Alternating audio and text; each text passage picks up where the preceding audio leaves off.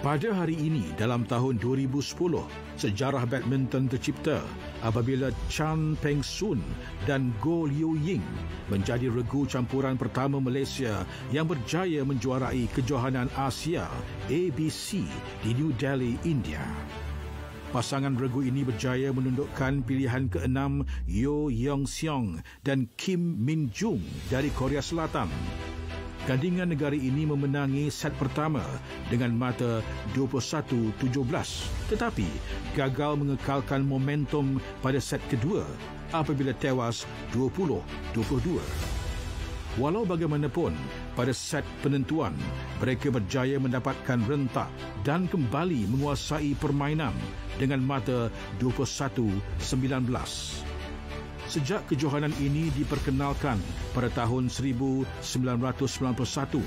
Malaysia belum pernah memenangi acara regu campuran meskipun pernah memenangi kategori perseorangan lelaki dan regu lelaki.